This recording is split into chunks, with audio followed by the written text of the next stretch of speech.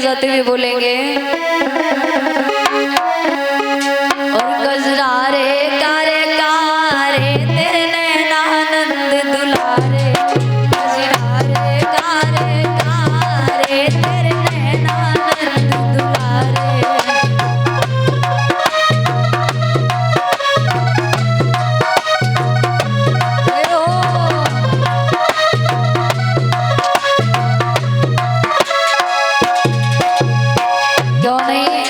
भैया जी बिल्कुल ऐसा लग रहा है कथा पंडाल नहीं है। देखा कथा पंडाल में जब भक्त आते हैं तो कितनी मीठी मीठी तालियां बजा करके झूमते हैं ना, लेकिन यहाँ मैं देख रही हूँ भैया लोग ऐसे बैठे जैसे नहीं फलदान में तिलक चढ़ाने जाते हैं। जब तिलक चढ़ाने गए बढ़िया कुर्सी मिल गई आराम से बैठ गए। क्यों नहीं, प्रभु का दरबार है प्यारे। 2 मिनट की बात है, सभी लोग मीठी मीठी तालियां बजा करके बोलेंगे प्रभु का यदि नाम बोलेंगे तो हम तो कहते हैं जाने कब प्रभु की कृपा बरस जाए और आपका जीवन जो कष्ट में है वो सारा कष्ट दूर हो जाए। इसलिए सभी लोग भाव से बोलेंगे कारे कारे कारे तेरे नैनानंद दुलारे, गजरा रे कारे कारे तेरे नैनानंद दुलारे।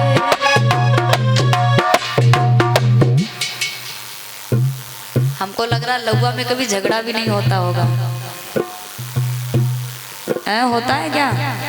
नहीं होता है। हाँ लग रहा है झगड़ा नहीं होता क्योंकि यहाँ आवाज ही नहीं आ रही है। जब जयकारे की आवाज नहीं आ रही है, संकीर्तन की नहीं आ रही तो पक्का है झगड़ा नहीं होता होगा। क्यों भैया झगड़ा नहीं होता ना? बता रही होता है। जय हो। देखिए भाई इसमें कंजूसी मत कीजिएगा, सभी लोग बोलिएगा तो आनंद आएगा। वृंदावन की कुंज गली है प्यारे प्यारे नारी, वृंदावन की कुंज गली है प्यारे प्यारे नारी। और राधे कृष्ण की जोड़ी पर मैं जाऊं बलिहारी। क्यों नहीं, तेरे नैना प्यारे प्यारे तेरे नैनानंद दुलारे। और भक्तगण अगर तालियां भी बजाने लग रहा है, ठंडी का महीना आ चुका है नहीं? जैसे ठंडी के महीने में भैया बिल्कुल ताली अगर बजाती भी इतनी आसानी से बजाती कहीं लग ना जाए चोट पेट। क्या बात है, ऐसे नहीं भक्तगण बजाते। सीधे हाथ एकदम सीधे ऊपर, हाथ ऊपर कर लेना दादा। हाँ नहीं तो भोलेनाथ है ना पीछे वो देख रहे हैं। जो हाथ नहीं ऊंचा करेगा पता नहीं वो क्या करते हैं, कहेंगे एक हाथ तो बिल्कुल नहीं, कहते हैं जिनके हाथ है ऊपर उनकी किस्मत है सुपर, और जिनके हाथ है नीचे उनकी किस्मत पता नहीं पंडाल के पीछे होगी, है नहीं? और जो सबसे ज्यादा एकदम सीधे ऊपर हाथ उठाएगा कहते भगवान उसे बहुत जल्दी बुलाएगा। डरो नहीं ऊपर नहीं, शरण में बुलाएगा। हाँ नहीं, कुछ लोगों को लग रहा हो कहीं ऐसा ना ऊपर बुला ले, हाथ ऊपर कर दे सीधे, एकदम हाथ ऊपर करके मीठी मीठी तालियां बजाते हुए जय हो श्री राधे। तेरे नैनानंद दुलारे, गजरा रे कारे कारे तेरे नैनानंद दुलारे। जय हो, बस इसी तरह।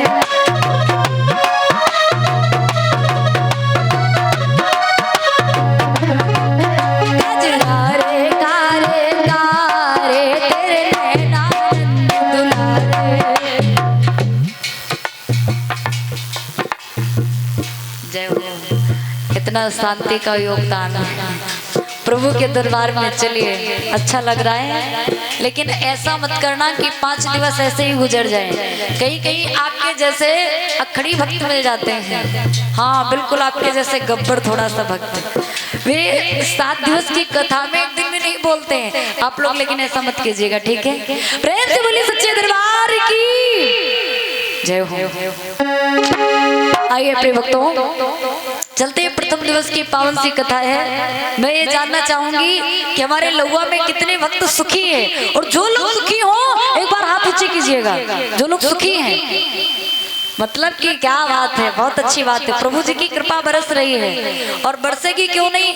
अरे जहाँ इतने भक्ति कार्यक्रम हो अरे वहां तो कृपा तो बरसेगी, बिल्कुल निश्चित रूप से बरसेगी। तो यहाँ सभी भक्त सुखी हैं, लेकिन दीपू भैया कहते इस संसार की यदि बात की जाए तो कुछ ही लोग सुखी होंगे, बाकी इस दुनिया में कोई सुखी नहीं है। क्यों? क्योंकि कोई पति अपनी पत्नी से बहुत परेशान है, ये भी एक दुख है। कोई पत्नी अपने पति से बहुत परेशान है।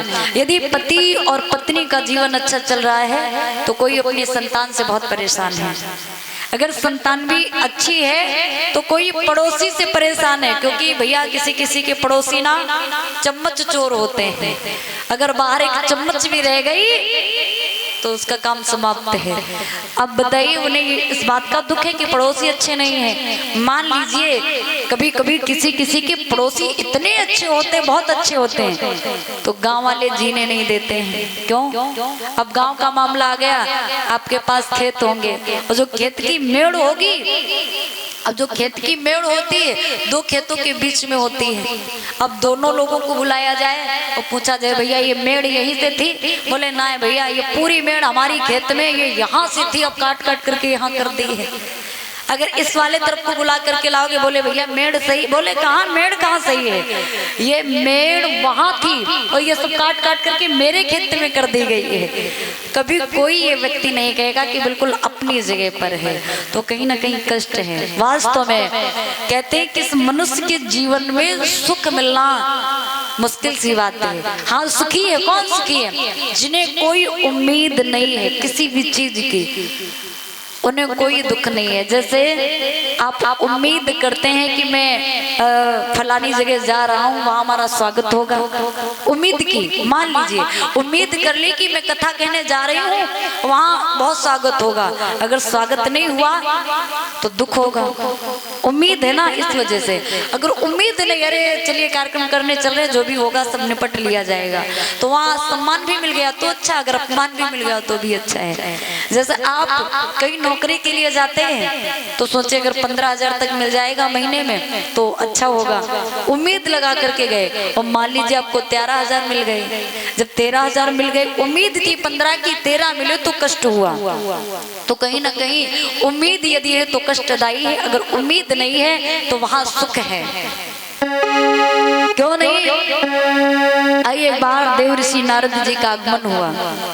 देव ऋषि नारद जी का जब आगमन हुआ इस मृत्यु लोक में, तो उन्हें भी लगा कि दुनिया बहुत सुखी है। लेकिन जब नारद जी आए इस दुनिया में तो देखा यहाँ कोई सुखी नहीं है, यहाँ हर कोई दुखी है। अपने दुख से नहीं बल्कि दूसरे के सुख को देख करके लोग बहुत ही दुखी हो रहे हैं। आप अपने जीवन को किस तरह से मेंटेनेंस बनाए हुए, किस तरह से आप अपने जीवन को जी रहे हैं, लेकिन ये लोग नहीं समझ पा रहे हैं कि आप जीवन को जी कैसे रहे हैं इतना अच्छा, कितने कष्ट के बाद इतनी अच्छी जिंदगी मिल रही है, लेकिन लोग आपके सुख को देख करके जलने लग जाते हैं। नारद जी ने देखा कि यहाँ पर हर कोई हंसने वाला व्यक्ति सुखी नहीं है। आप किसी के पास में बैठ करके देख लीजिएगा, इस संसार में कोई ऐसा व्यक्ति नहीं होगा जिसके जीवन में आपके जीवन से ज्यादा दुख दर्द ना हो। देव ऋषि नारद जी आए, मृत्यु लोक में घूमे, बड़े बड़े स्थानों पर गए जहाँ बहुत दिव्य स्थान है। काशी गए, प्रयागराज गए, मथुरा गए, वृंदावन गए, बहुत बड़े बड़े तीर्थ स्थानों पर गए जहाँ लोग कुछ पल के लिए सुख शांति के लिए जाते हैं। वहां भी सुख शांति नहीं मिली देव ऋषि नारद जी को।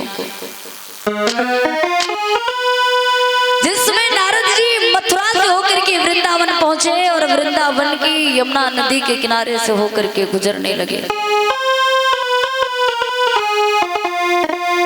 उस समय एक अद्भुत सा दृश्य दिखा देव ऋषि नारद जी को।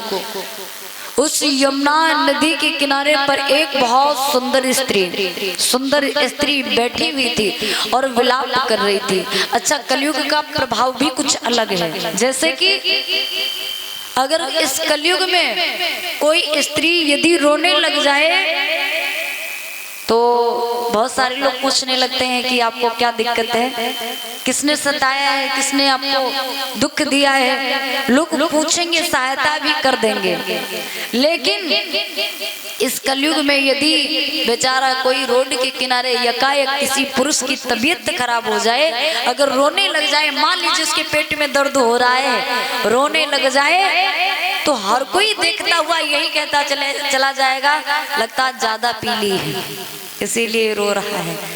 कोई ये नहीं पूछेगा भाई आपको क्या दिक्कत है, क्या तकलीफ है। ये कलिकाल है। नारद जी ने देखा यमुना नदी के किनारे पर एक बहुत सुंदर स्त्री बैठी हुई है, अकेली ही नहीं थी। उस स्त्री के पास में दो बूढ़े पुरुष भी उसकी जंघाओं पर सर रख करके लेटे हुए हैं। देवऋषि नारद जी ने देखा उसकी रोने की आवाज हृदय को हिला देने वाली आवाज थी।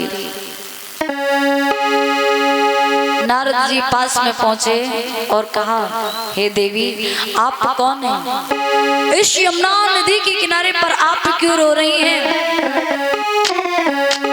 देखिए देवऋषि नारद जी आज पूछ रहे हैं उस स्त्री से आपके रोने का कारण क्या है। और आदरणीय माननीय सम्मानीय श्री राम नरेश जी के कर कमलों के द्वारा 51 मुद्राएं श्री ठाकुर जी महाराज के चरणों में प्रदान हो रही हैं। प्रभु जी कल्याण करते रहें, आशीर्वाद की कामनाएं हैं।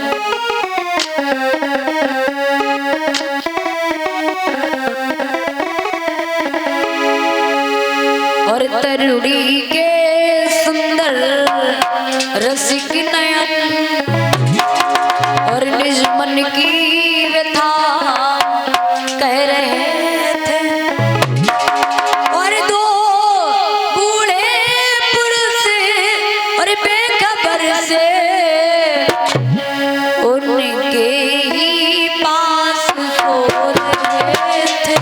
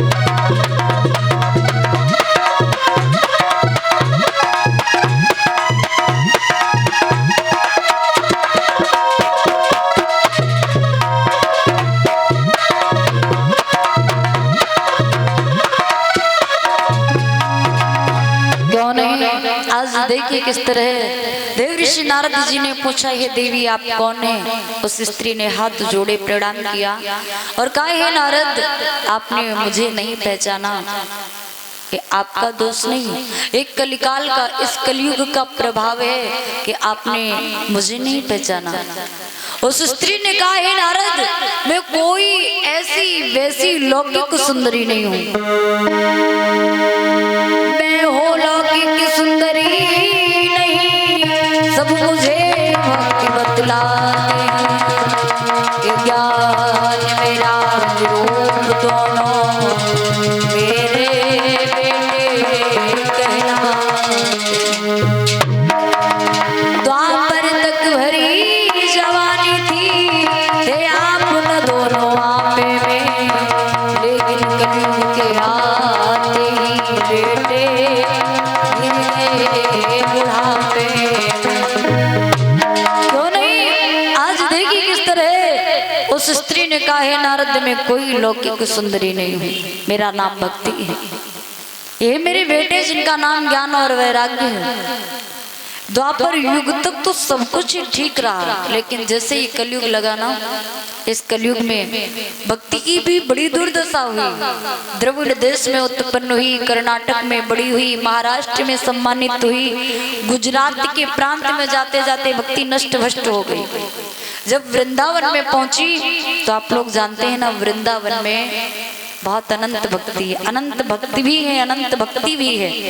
वहाँ हर घर में श्री ठाकुर जी की